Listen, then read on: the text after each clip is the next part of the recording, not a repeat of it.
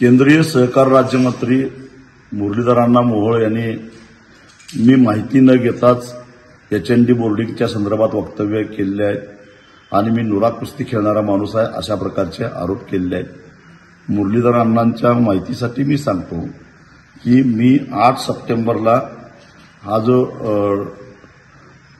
जैन बोर्डिंगची जी जागा विकायची या संदर्भात जो साठेकत झालेला होता त्या संदर्भात हरकत घेणारे पत्र पुणे महापालिका आयुक्त त्याचबरोबर धर्मादाय आयुक्त गोखले कंपनी आणि महाराष्ट्र सरकार या सगळ्यांना पाठवलेलं होतं। कारण मुळामध्ये हा जो HND ट्रस्ट आहे त्या ट्रस्टच्या बॉयलॉज प्रमाणे संस्थेची मालमत्ता विकायचा अधिकार कोणालाही नाही।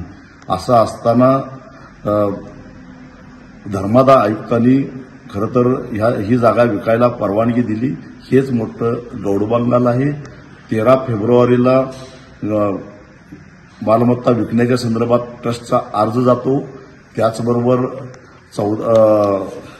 त्याच्या लगेच 1.5 महिन्याच्या आत धर्मादाय आयुक्त त्याला परवानगी देतात। त्याच्या आधी ते बॉयलॉज तपासत नाहीत, संस्थेची आर्थिक स्थिती तपासत नाहीत। कारण 31 मार्च 2025च्या बॅलन्स शीट प्रमाणे ट्रस्टकडे 8 कोटी रुपये शिल्लक होते, तरी सुद्धा आर्थिक अडचणीमुळे आम्ही जागा विकतो असं ते म्हणत असताना त्याच्यावर विश्वास ठेवतात। ट्रस्ट संस्थेचे एक ट्रस्टी एक विश्वस्त चकोर गांधी यांनी 5 ऑक्टोबरला राजीनामा दिलेला आहे आणि त्यांनी हे सांगितले की माझी दिशाभूल केली गेली। मला दूरध्वनीवरून म्हणजे बैठक तर झालेलीच नाही, दूरध्वनीवरून सांगितलं गेलं की जागा विकसित करायची आहे आणि प्रत्यक्षात जागा विक्रीच्या ठरावावर माझी दिशाभूल करून सही घेतली गेलेली आहे आणि त्यामुळं 6 ऑक्टोबरपासून मी या पदावर नाही आणि इथून पुढे होणाऱ्या कुठल्याही निर्णयास मी बांधील नाही असं लिहून त्यांनी राजीनामा दिलेला आहे।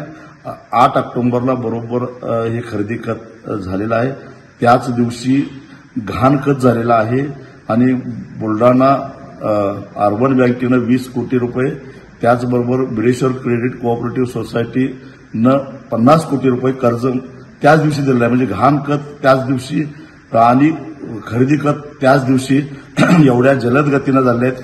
ह्यात योगायोग असा आहे की या विक्रीला परवानगी देणारे जे धर्मादाय आयुक्त कलोते आहेत हे मुख्यमंत्र्यांचे जवळचे नातेवाईक आहेत।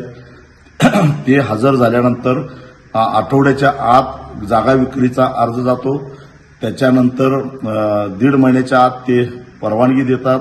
बिडेश्वर क्रेडिट कोऑपरेटिव्ह सोसायटी जी आहे ती भारतीय जनता पक्षाचे माजी खासदार आणि आता अण्णासाहेब जोल्ले यांच्या अध्यक्षतेखालची ती संस्था आहे आणि त्यांच्या सुविधी पत्नी आता कर्नाटक विधानसभेमध्ये आमदार आहेत, माजी मंत्री आहेत। हा योगायोग असू शकत नाही। म्हणजे मुरलीधर अण्णा म्हणतात की मी राजीनामा दिलेला आहे, परंतु देशाच्या मंत्रिमंडळामध्ये त्यांची मंत्री म्हणून नियुक्ती झाल्यानंतर त्यांना लाभाच्या पदावर राहता येत नाही, यासाठी त्यांनी राजीनामा दिलेला हे साऱ्यांना माहीत आहे। पण ते सांगतात की या संस्थेचा माझा काही संबंध नाही आहे। तेव्हा वेळोवेळी आम्ही त्यांना सांगितलेलं होतं, त्यांच्याशी संपर्क साधण्याचा प्रयत्न केलेला होता, परंतु त्यांनी गोखले कंपनीचा आणि माझा काही संबंध नाही असं सांगून हात वर केलं आणि म्हणून आम्हाला या गोष्टी सगळ्या चव्हाट्यावर आणायला लागल्या। आमचं आणि मुरलीधर मोहोळ यांचं काही भांडण नाही, मुख्यमंत्र्यांच्यावर काही भांडण नाही, परंतु इथं कुठेतरी मुख्यमंत्र्यांचं नाव यायला लागलेलं आहे, केंद्रीय मंत्री मुरलीधर मोहोळ यांचं नाव यायला लागलं आहे। त्यामुळे या दोघांनी पुढाकार घ्यावा, त्यांचा खरोखर जर हात नसेल तर हा व्यवहार पुढाकार घेऊन विशेष अधिकार वापरून रद्द करावा, आमचं भांडण लगेच संपून जाईल। परंतु 230 कोटीची मालमत्ता विकत घ्यायची, बरं स्वतः विशाल गोखले यांनी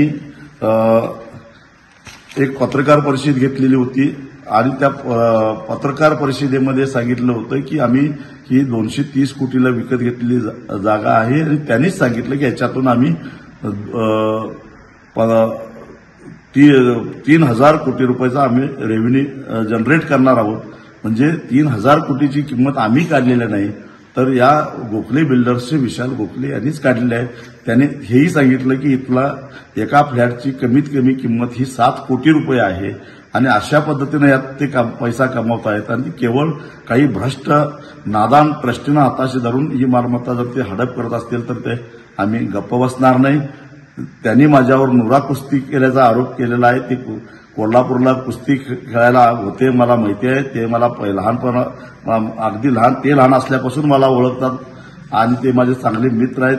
आणि त्यांनी त्यांच्या राजकीय वस्तादांना विचारावं, माझी कुस्ती नुरा असते, मी पट काढला तर कसा पट काढतो आणि कोण कसा चितपट आतापर्यंत झालेला आहे याची माहिती त्यांनी त्यांच्या राजकीय वस्तादांच्याकडून घ्यावी.